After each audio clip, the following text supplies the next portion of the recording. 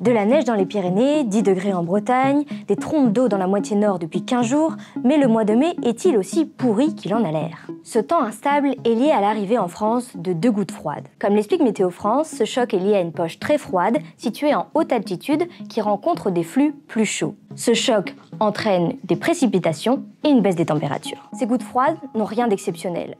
Les averses et le froid, en mai, c'est plutôt banal, car c'est un mois de transition entre l'hiver et l'été. C'est même le mois le plus arrosé du printemps.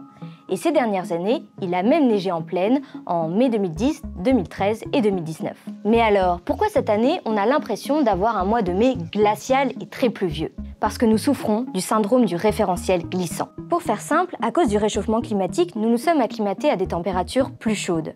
Par exemple, mai 2022 a été le plus sec et le plus chaud jamais observé en France. Alors forcément, en comparaison, mai 2023 paraît très froid.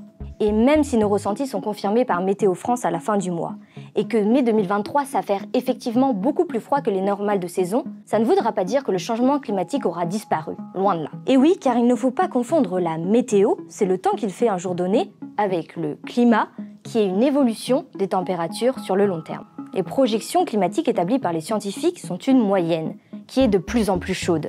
Mais cela n'empêche pas d'avoir ponctuellement des épisodes plus froids. Bref, la planète continue de se réchauffer sans qu'on s'en aperçoive, et en plus de ça, le changement climatique trompe aussi notre esprit.